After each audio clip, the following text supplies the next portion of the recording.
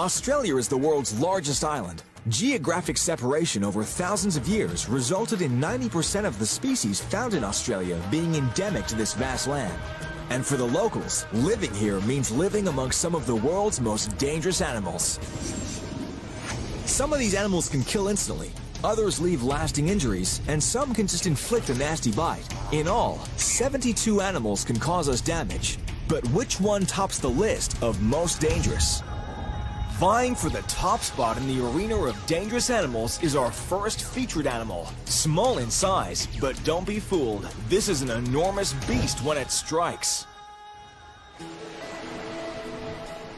Picture this. You're walking along a crystal blue beach. You spot a beautiful decorative shell. Little do you know, touch it and it could be the end of your life. Say hello to the cone snail, and while it might look harmless, this is one mean mollusk. A lot of dangerous animals have one or two types of venom. These things have a whole cocktail. Packed full of poison, the cone snail uses its deadly cocktail mainly for hunting, but also for self-defense.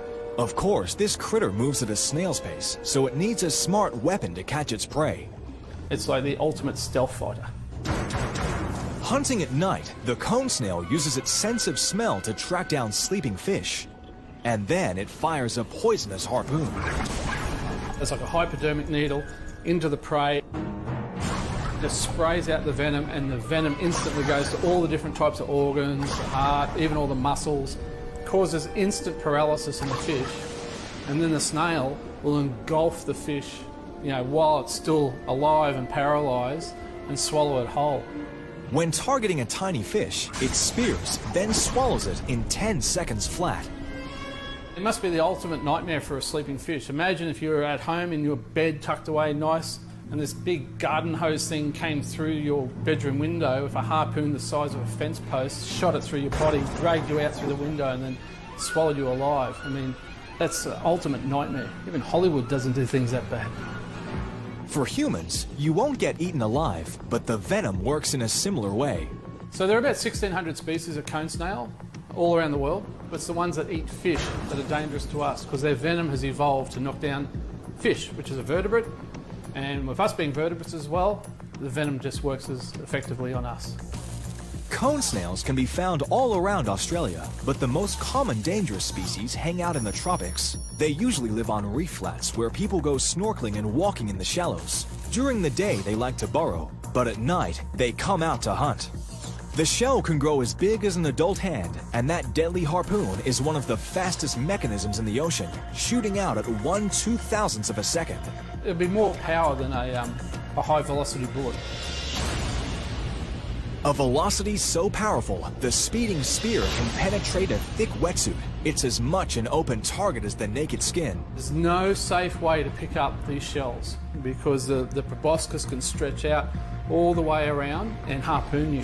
The cone snail isn't out to get you, but if you pick it up, it might just attack in self-defense. Where the fatalities have occurred, people have said, oh, it's a pretty shell, pick it up, put it in their pocket, going swimming, and then a few moments later, they get harpooned, paralyzed, and drowned.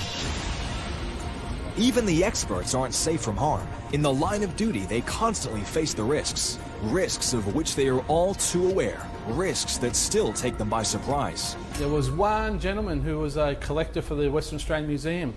He was targeting them and collecting them, and he had them in a catch bag. And one of the striatus cone snails fired the harpoon, and it went through 3 layers of wetsuit and just got him in the upper cheek of his bum, and he went down. His wife had to pull him out of the water, get him into the boat, got him into hospital. But because the harpoon didn't actually go right into his skin, it just tipped the skin and just put the tiniest amount of venom in it, he actually survived. He lived to see another day, but there are few human survivors. When a cone snail strikes, the cocktail of venoms hit the central nervous system, and the result is a full cardiovascular collapse. Help is the only chance for survival. You need to be ventilated the whole time. From the moment of impact, the victim has only a few minutes until they're facing serious problems. With no anti-venom for the cone snail sting, the only option is keeping the patient alive until the toxins wear off. So you have to rely on those people around you to keep you alive. If help doesn't arrive in time, it's a likely 60 minutes to certain death. Unless someone is giving you constant CPR, and then you're taken to a hospital and put on a ventilator machine, yeah, you won't make it. Despite its deadly reputation, this small snail could be our savior. Scientists are studying its venom because of its uniquely deadly properties, and they're convinced it could one day provide a cure for cancer. They have specific parts of their venom that will go to specific organs inside the body, like to the kidney, to the spleen, to the liver and all that kind of stuff. So the idea is that with a lot of cancer research, drugs and things like that, if they can work out how the cone snail venom targets just one organ, then they can attach the cancer drug to it and act as a guided missile inside the body to go specifically to where we want that drug to go and not damage any of the other organs around it. While these mollusks might be helping us out in the lab, they're far from a harmless garden snake. Shell collectors, beware. This is one pretty ornament you don't want to get close to. In the tropical waters around the world, there's a little rhyme that we teach kids: if you see a cone, leave it alone. Animals are competitive by nature. They need to be to survive. So in keeping with the action, we're going to rank them according to just how dangerous they can be. We'll scrutinize each one, highlighting how they can affect your life, quite literally, allowing you to decide if you're game enough to get as close as some of our experts. The cone snail has entered the arena with a lot of confidence, and of course, being the first animal, it's going to shine at number 1. However, this mean mollusk will defend its spot well. Any creature that takes it on will need to impress. Enter our next animal to the spotlight, ready for the challenge.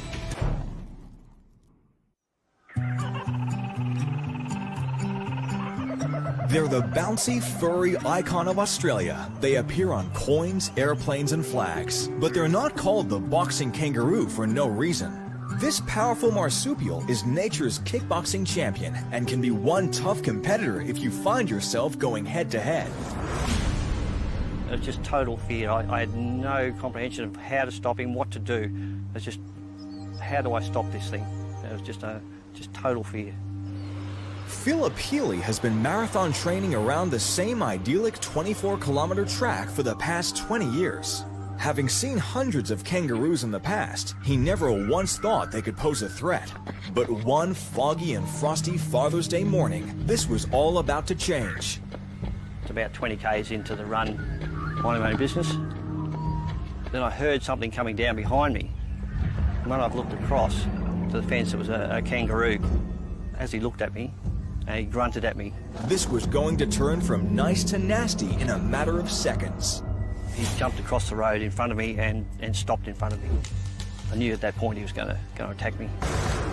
He's a vegetarian, so in essence he is afraid of us not wanting to attack. But the real terms come in where we are animal. The dominance of the male comes in with the man. And he's going to prove his dominance, not trying to kill us, but trying to use his strength. Anticipating the worst, Philip stopped dead in his tracks. Having never seen a kangaroo behave like this, Philip was on edge and starting to panic. I looked around for a tree or a stick to fend him off with, and there was nothing there. He ran to the nearest tree in a desperate bid to protect himself from the advances of the kangaroo. I ran around the tree a couple of times with him chasing me, and then he bowled me over. Pinned to the ground by a 6-foot eastern grey kangaroo. I really felt I was about to die. There are 55 kangaroo species spread across Australia. The red kangaroo is the largest marsupial in the world, and the eastern grey is the heaviest. Some will grow taller than a human adult and can weigh up to 100 kilograms. Kangaroos can swim, walk, and hop. Hopping is the main way of locomotion with an average hopping speed of 25 kilometers per hour. In short bursts, they can travel as fast as a racehorse, and some roos can jump up to 3 times their own height.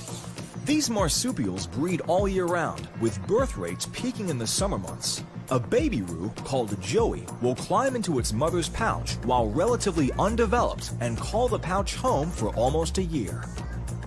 They're highly social animals and live in mobs led by the dominant male.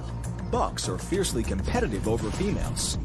The males box each other to establish dominance, and with dominance comes the right to father most of the next generation. As urban areas move in on kangaroo habitat, people regularly come into contact with them. And sometimes, male kangaroos can confuse who they're trying to dominate. So we get things like the male kangaroo when he's been hand-reared and put back in the wild. He's not afraid of human. David Thorne has been raising kangaroos at the Caversham Wildlife Park in Western Australia for 26 years. While all kangaroos at the park are used to human interaction, David separates the dominant males away from the rest of the pack. This makes for a very friendly mob of kangaroos, often encouraging a good scratch from the tourists. In the wild, kangaroos are largely peaceful animals that will first stare, then flee upon human contact. But despite this gentle appearance, they are formidable fighters. A kangaroo will attack a person as if they are another kangaroo. It can swipe at you with clawed hands or sit on its tail and strike out with its hind legs.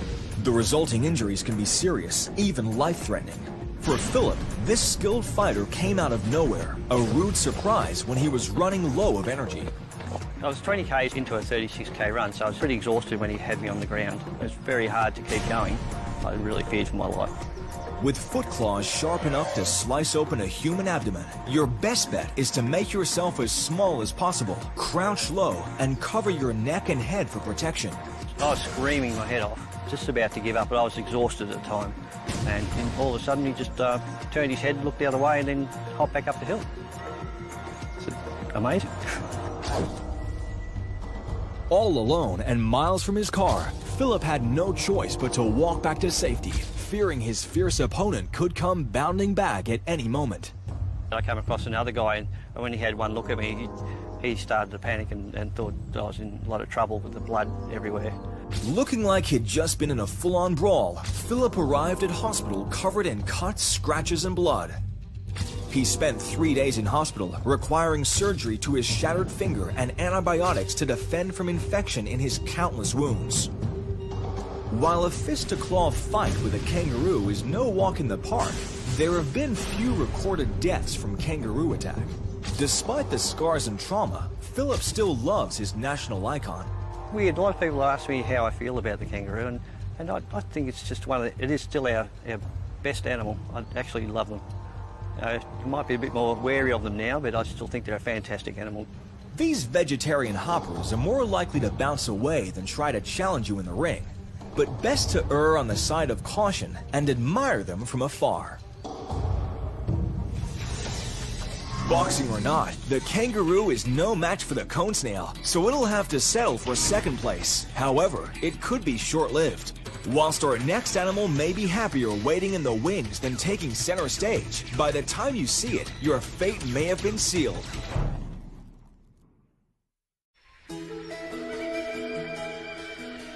When we think of Australian snakes, there is an image of the hot sun beating down on long dry grass where a sleeping snake lies in, waiting for the unsuspecting walker.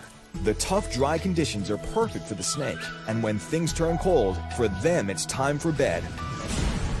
But what if there was a snake that was not only high on the list of most poisonous animals in the world, but it was also found year-round, and worse still, it enjoyed a cold environment, often within city limits? Well, interesting, each snake has its own sort of ecological niche, and a niche is an area, a habitat which they thrive in. We're here in this beautiful place called Herdsman Lake at the Wildlife Centre. There's just thousands of tiger snakes here. Herdsman Lake is only minutes from the centre of one of Australia's larger cities, Perth, Western Australia. The thought of thousands of tiger snakes slithering around this metropolitan setting would be enough for most people to pack up and move to Ireland. But to Roger Harris, they are an animal to be enjoyed. Tiger snakes are unique. There's a wonderful characteristic about tiger snakes. I mean, their colouring is just beautiful. I know some of you might think, how do you think a snake is beautiful? But a tiger snake has beautiful colours on it. That's one of its characteristics. Another characteristic of a tiger snake, it's a cold weather snake. A tiger snake doesn't hibernate. So I love to tell the kids when they come down here, I say, bring your mum down here in the middle of winter, nice warm day, and say, guess what, mum? Tiger snakes don't hibernate. Not all of us would share Roger's enthusiasm for this snake. After all, the tiger snake is deadly. And although they can be quite docile, it is worth remembering their pedigree. Tiger snakes are right up there with the deadliest snakes in the world. They have large fangs, a lot of venom, and because they live in these cold areas, it's really not that unusual to find a tiger snake that's just come out in the morning and it's still a little bit too cold to run away from you. And if a snake is cold and it can't run away, it's quite likely to resort to a more aggressive form of defence. So I think a lot of the bites from tiger snakes probably involve snakes in those kind of circumstances. Tiger snakes are elapid snakes. It's the cobra family, the one that dominates Australia. Unlike some of the big vipers in the Americas and Africa that cause a lot of local damage and break down tissue, the elapid venoms actually work on the nerves. The way they kill you is that they stop the nerve leading to your diaphragm, so you stop breathing. Basically, it wipes out nerve function in your body, and you need those nerves to be working if you want to remain a live human being. After that conclusion, it's surprising that there are any lovers of the tiger snake, and yet it is extremely popular with collectors and snake handlers. Gary Davies has over 20 years of experience in handling, photographing, and studying venomous snakes. He has no fear of snakes, but has a healthy respect for how they live their lives. Well, contrary to popular belief, tiger snakes and other venomous snakes don't use venom as a defence. It's not a very good defence at all. If you imagine you had to defend yourself against a lion or something, would you like a venom that could kill that animal in 2 hours or so? It's not going to help you in a battle. So venom doesn't work very well as far as a defence because it's slow acting. Their better defence is to run away and hide. And that's why we generally don't see snakes, because they feel us coming, they understand a big predator's coming, they don't want to eat us, and that's all their venom is for, to kill prey. If he stood out and wanted to use venom to defend himself, he probably wouldn't last very long in the wild, because there's an animal that would just kill him in the fight.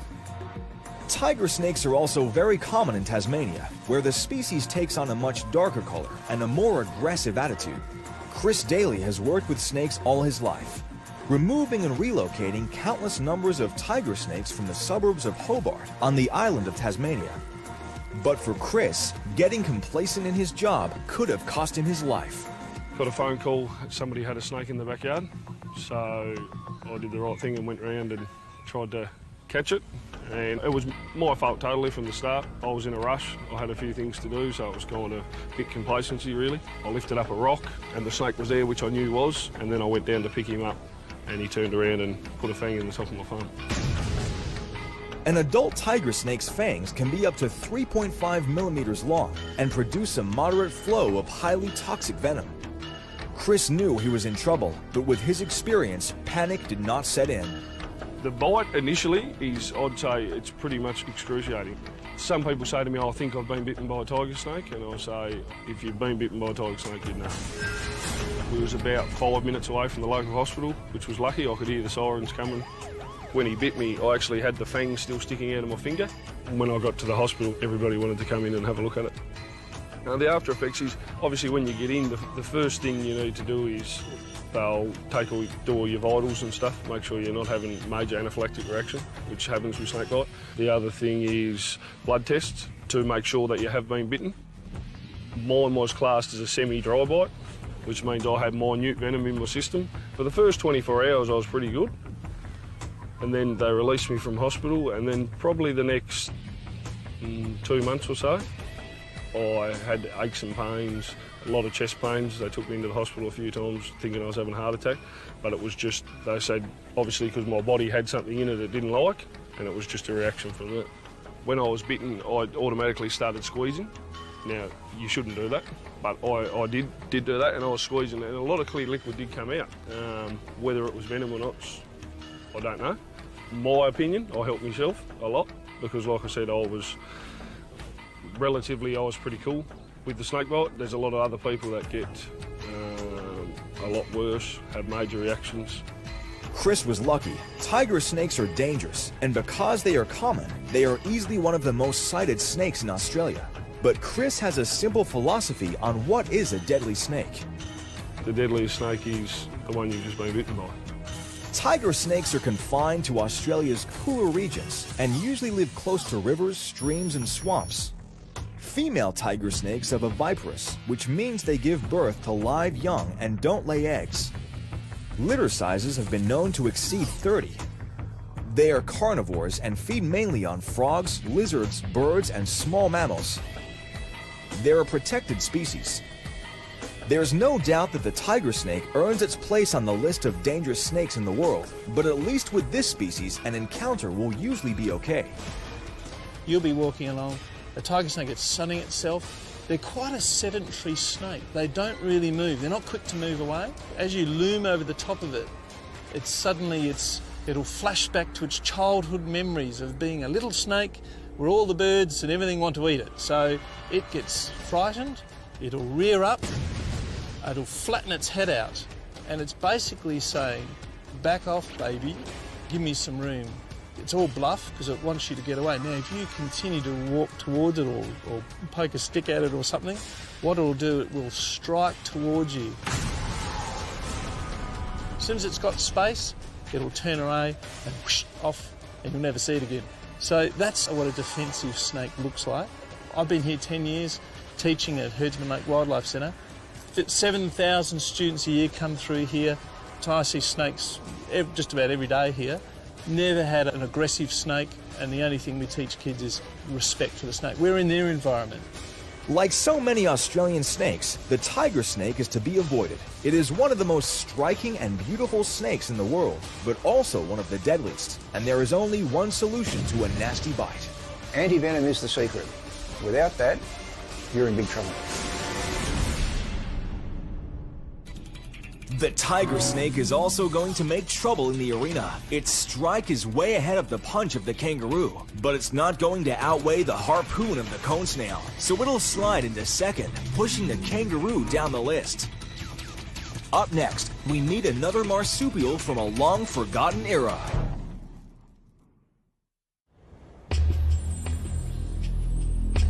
No animal in Australia has captured so much imagination as the Tasmanian tiger. Its correct name is the thylacine. It is believed to be extinct since the 1930s, although every year there are fresh sightings and plenty of stories of encounters. But as yet, no photos or specimens have been taken. So for our 72 list, we cannot ignore the possibility that some may still survive. It's unlikely they would attack, and even with what we do know about them, most of the anecdotal evidence seems to suggest that like a large dog, they could bite or attack, but such incidents were rare. The Tasmanian tiger was at the top of the food chain, and it was, or is, the largest marsupial carnivore of modern times. Both the female and the male have pouches. The female pouch was back-facing and used for rearing of the young. The male pouch was for the protection of the testicles. Distinctive stripes covered the back half of their body. This was thought to give the illusion of dappled moon or sunlight. Thylacines seemed to prefer fresh meat and were intelligent hunters, working mainly at night and at dusk. Most of their prey were small rodents and marsupials, as well as introduced rabbits. Their jaw is long and the teeth sharp, not at all a place to put a human hand. The last thylacine, which is the species' correct name, died in captivity in July 1936. Sadly, protection of the species came 2 months later in September. By then it was too late. This rare black and white vision shows the last tiger as it paces around its cage at the Beaumaris Zoo in Hobart. Today, that same cage sits empty, almost as a last testament to this unique and rare animal. Tasmania is heavily forested, with some areas so dense and harsh that to this day, there are still areas that the locals have not been able to access. Just outside of Hobart, in the Derwent Valley, the town of New Norfolk is home to the last great Tasmanian tiger searcher. Cole Bailey, author of Shadow of the Thylacine, is convinced beyond doubt that the tigers are still out there. Definitely, most definitely, 100% sure. No doubt in my mind. You know, there could be 10, there could be 20, there could be more, but there's not a lot. Those that are out there need to be harnessed and brought in before it's too late, or they'll all be gone. To do that, you need breeding pairs, and you find one, it's not much good without the mate. Science has told us they're extinct, but still people are continuing to look for this animal that supposedly doesn't exist. I'm telling you now, for the camera it does exist, no doubt. 100 years ago, they were all over the place, and people will find them at will. But nowadays, they know they're in danger. It's a sense they've developed. and so they retreated way back in the backcountry. And the reason we don't see them now is because people never go into the areas that they're in. And I've been in some of these areas, dropped in by helicopter and stuff, and you've really got to get back there to see it and believe it, how isolated. It's only a small island, but you lay it out flat, and it's quite a big place. But there's so many mountains and rough country that people just don't go in there. Only dedicated, hardcore bushworkers, and of course people with a motive like I've got. Cole believes he came face to face with one of the few remaining animals. It was in 1995 on an expedition into the dense forest of southwest Tasmania, one of many he had attempted before. But this time, what he saw changed his life forever. During the night, early hours of the morning, I heard these yips from further up the river.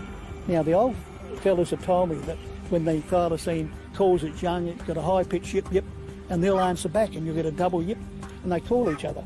And I heard this 3 or 4 times that night, and I thought, there's got to be something going on here. But the next morning, nothing prepared me for what was going to happen. I got out of my sleeping bag just on dawn, packed up, had a cold breakfast, a cup of tea. I didn't want to create aromas in case anything was around, and packed all my gear up. I thought I'd have a quiet walk around. So I was standing there quietly relieving myself alongside the ferns, and out of the ferns come this animal. And it shot back again straight away, and I got brown cattle dog. Because quite often hunters lose their dogs when they're hunting, and the dogs turn feral, and I thought this was one of them. Now, I whistled this animal up and got no response, and I moved onto a semi-cleared wombat trail, and then I could see it more clearly.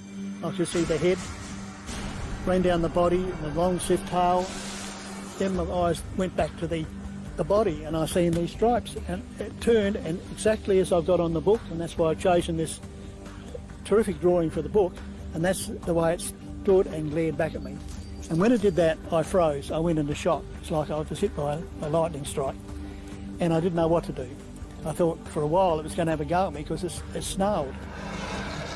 Then it did something strange. It looked at me for some seconds, and then it turned around and went to walk away, and then turned all around in one piece and stood standing square on at me. And I thought, hello, it's going to have a go at me now. And I thought, I've had it if it goes. I didn't know what to do. And I was rock solid. I couldn't move. It stood there for another 20 or 30 seconds, and then it started to back in a crazy side-to-side motion. And it reversed back until it got further back into the ferns, and I could see it no longer. And then it disappeared, and I could see the ferns moving where it was going away. And I was in shock. I knew what I'd seen. I had no doubt about that. And what was I going to do about it? And then I thought, well, I'll better get my pack and go after it. So when I got back to my pack, I thought, what's the use? I sat down, had a real strong cup of coffee and got my thoughts together, and my nerves settled down a bit, and then I thought, now I'll go and have a look for it. But there was so much forest litter, I couldn't see where it had gone, and it just disappeared. The Tasmanian tiger is a potent symbol for conservationists, and its loss glaringly symbolizes careless destruction of the natural world. In modern times, it is easily the highest profile species to have been lost. What we can take from this is all of our animals, and in particular our most dangerous, need protection. With everlasting hope, the Tasmanian tiger may still be hiding in the dense forests of Tasmania. It's still classified as extinct, so it's not going to have much clout in the ranking. It's coming in at 4th. But hoping to knock the Tasmanian tiger even lower is an animal that's not only brilliantly disguised as a flower, it can turn itself inside out. You enter the water. Beckoning beneath the waves is a magical world of vibrant sea flowers that have captured the imagination of ocean adventurers for centuries.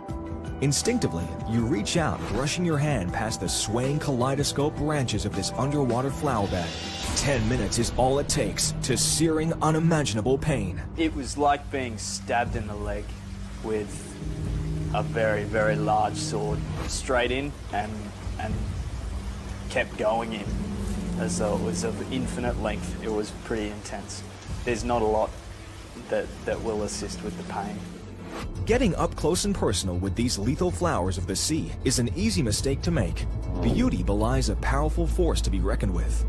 These water-dwelling predators, known as sea anemone, inhabit the tropical coral reef systems of Australia. They can be found from coast to coast from Western Australia's Ningaloo Reef, across the top end and into Queensland's famous Great Barrier Reef. Often mistaken for a plant, these kaleidoscope creatures come in an array of colors. They have a trunk or basal disc with a center mouth opening. Radiating from this disc, like branches of a tree, can be as few as 10 to a few hundred toxic tentacles. This potent toxin allows an otherwise immobile animal to very quickly paralyze and move tangled prey into its open mouth and intriguing digestive system. In the center of the disc, you'll actually see there's a mouth, and it's actually the mouth and the anus at the same time. So they'll bring the food in and they'll digest it internally, and then any waste that's left over will come out the same hole. Digestion aside, the most dangerous aspect of this unusual animal is its secret deadly weapon. Each tentacle is covered in stinging cells poised to fire a toxic harpoon at the slightest of touch. Every anemone has a mechanism where it is able to catch prey. So all the tentacles that you see on a sea anemone will have what's called a nematocyst, or groups of nematocysts in the ends of the tentacles, or even along the tentacles. And what they are is essentially just a round cell-like apparatus with a coiled up harpoon inside. And when something touches the end of the tentacle, this harpoon will actually fire out and embed either the prey item or whatever brushes against the anemone. Not all vertebrates are affected by this deadly harpoon. Certain species of anemone develop mutually symbiotic relationships with other animals. Small anemones attach themselves to disused mollusk shells inhabited by hermit crabs, a rather immobile creature now equipped with a new ride. This access to varied food sources encourages the anemone to grow symbiotically with the hermit crab, stretching its body across the shell of the crab so that it never outgrows its home. Large anemones fixed to rocky reefs provide predatory shelter to the clownfish, a known predator of anemone-feeding fish. The clownfish dwell and hide amongst the stinging tentacles of the sea anemone, a shield of mucus covering its body, serving as the only barrier to death by toxic missile. This extreme mix of toxins designed for deathly accuracy on vertebrates varies in intensity throughout the species. The Hell's Fire is one such anemone that can be incredibly dangerous to humans. Marine biologist Dr. Ashley Roberts Thompson comes into contact with a broad range of marine life on a daily basis. He discovered firsthand just how painful a sting from the Hell's Fire can be, whilst building a large outdoor coral reef on Queensland's Daydream Island. At the time that I got stung, I was moving what's known as fire coral, which in itself is quite dangerous. I was in the lagoon and I had gloves, long sleeve, rash vest on to stop the sting getting to me from that. But as I moved that large piece of coral, something brushed my leg. And at that point, it took about 10 seconds from no pain to almost screaming agony. With the immediate pain came immediate swelling. He was in for a world of trouble. It was quite intense agony for at least 6 or 7 hours. There was no painkiller that achieved anything. It was certainly one of the most significant pain events in my life. A brush with a Hell's Fire anemone not only brings with it searing, nauseous pain and swelling, but the same neurotoxins cause flesh decay at the site of the sting, as well as long-lasting muscle and nerve damage. Take a hit by one of these, and you're in for a long road to recovery. When I got stung, it looked like I'd been burnt with 2 live electrical wires. There were 2 very purple scars on my leg that swelled up like a blood blister almost. They were vivid purple. The toxin that actually got in had done a fair bit of work on the inside of my leg. The hair in the area around the sting all fell out. That flesh around there started to decay over the next 3 months. There's scarring down into the muscle itself, and you can feel that it's very bumpy, and there's quite a hole there as well. There have been many reported cases of envenomation from highly toxic sea anemones. The Hell's Fire is just one species that can cause a lot of grief. In my case, it was really just a very quick brush across my leg. But if someone fell directly in one or stood in one and all the tentacles closed over their foot, I really wouldn't like to think about how bad that could be. I think for a child it could be very, very dangerous. Next time you take an adventurous plunge into the crystal clear waters of Australia's tropical reefs, resist the urge to touch those beautiful, enticing, elegantly dancing flowers of the sea. If you see one, don't ever touch it. They're nasty. Very, very nasty. A tantalizing creature with an impressive approach to devouring what's on the menu, it's certainly going to stop you in your tracks. But on the danger scale, the power of the kangaroo is going to dominate. It'll showcase at number 4 and outrank the Tasmanian tiger down to 5. But soaring not so high in the skies is a creature that will not hesitate to swoop its enemy, unless you come up with a strategy to outsmart it. Kamikaze like it was, and it was quite a surprise. And I said, "What's hit me? There's a UFO around here. Something's hit me." Blackened my eye a bit, a little bit of bleeding. I was with my bike, and the magpie swooped and apparently had its eye on me. Never ever thinking that this was going to get me a second time, this magpie. And it got me all right. A familiar tale for anyone riding their bike during magpie swooping season. Ducking, diving, waving your arms frantically, attempting any maneuver to save yourself. Nearly everyone has a story to tell about a magpie attack. I think this happens to kids every year in spring around Australia. My daughter was riding along on her bike and a magpie came in, and she was wearing a helmet and came in and sliced her here quite badly, and she's still got a scar. My wife, she was riding a bike and she got hit in her ear. It had a really big wound in her ear, a lot of blood coming out. And that was just by magpie attack. And she was wearing a helmet. First time I was attacked was in 1965 when I was 8 years of age in a park. So I was quite frightened. I just laid on the ground horizontally and looked upwards to see what was going on. And as soon as I got up again, they tried to attack me. So I just sort of like tiptoed out of the area. That's when I realised that magpies are an attacking breed. Magpies are very territorial. After the first few years of growing up, a magpie gets to own a territory. And at any cost, they're going to defend their patch against the enemy. All they're doing is defending their nest. They'll only dive bomb or swoop people until the young fledge.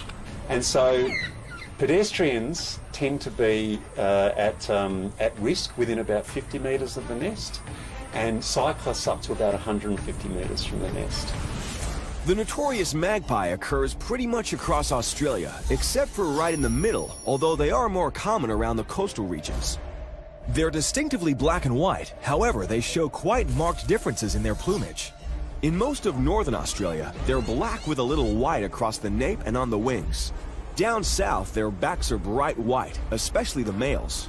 One of the things that I guess we've found very interesting is that they're more territorial to magpies than they are to anything else, even though they do attack humans. Boundaries are very discreet. They know almost within a couple of metres if one of the birds from next door goes over that boundary, all the others will come and attack them.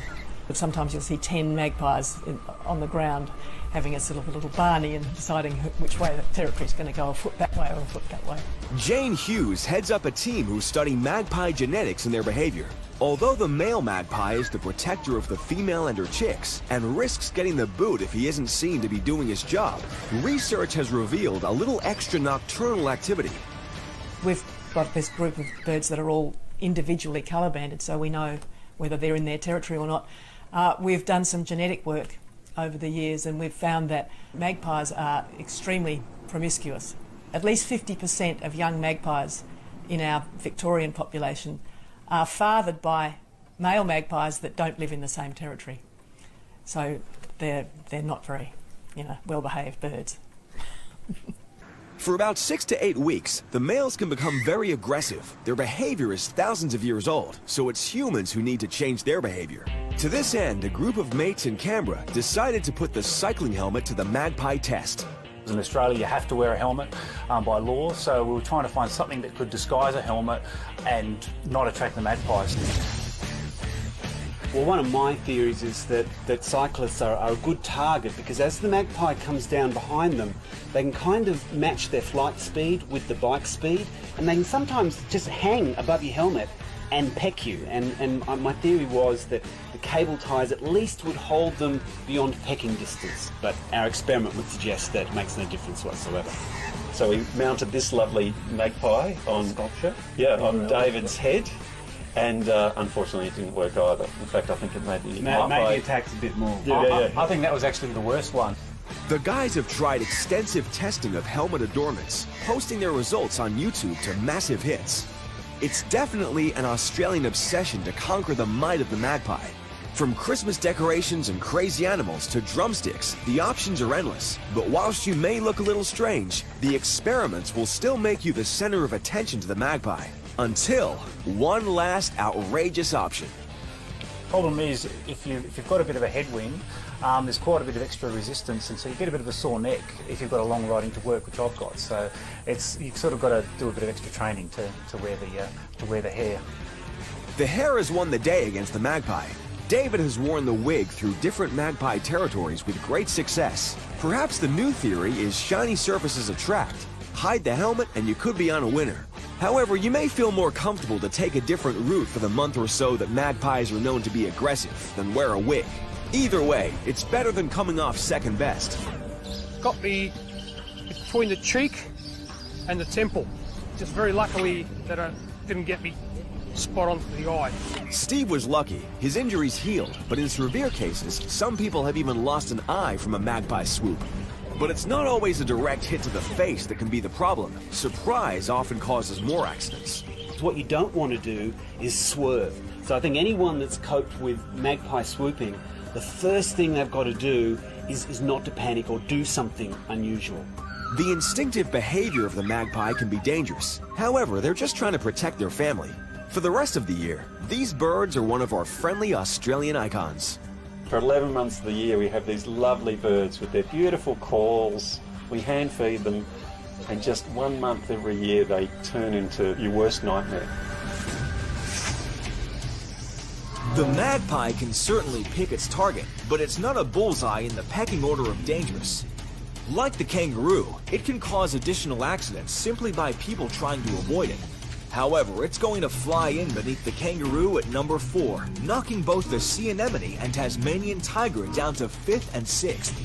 This leaves the tiger snake at 2nd and the cone snail still basking in the limelight at number 1. Whilst you may not be feeling so safe at the thought of encountering the 6 featured animals in this program, the top 10 animals already listed in our state of play look pretty safe in their chosen spots. The newly introduced animals may just struggle to infiltrate the top players. The bull shark, deadly and ruthless, holds tight at number 1, with 2 members of the brown snake family, the guater and the dugite, staking their deathly claim at 2 and 3. The Johnston's crocodile is equally confident in 4th spot. Spinning a web to hold tight to 5th isn't going to work for the Sydney funnelweb spider, but will help it crawl down to number 6 as the ever-menacing cone snail slides into position 5. The Sydney funnelweb continues to clamber lower in the pack into 7th spot as the tiger snake glides in at 6, effectively dumping the cane toad from the top 10. Snorting its way down the deck, the water buffalo settles in at 8, while the irukandji waits at 9 for any unsuspecting victim to swim by. But the sawfish, with its unique and powerful rostrum, isn't going to hold its newfound position at number 10 for very long, as the boxing kangaroo jumps into the state of play and stands its ground in the final position. However, how many will hold tight when we introduce another wild collection of incredible animals into the spotlight in our next program? The state of play is still very much up for grabs. Only 10 spots and more than 50 dangerous animals left to battle it out for the top ranking. With all of our Australian animals, there is a fear factor. But keep in mind, they're unlikely to harm you unless you're unlucky enough or foolish enough to get in their way. Be cautious, take note of the warnings, and show respect as we count down the list of 72 dangerous animals Australia.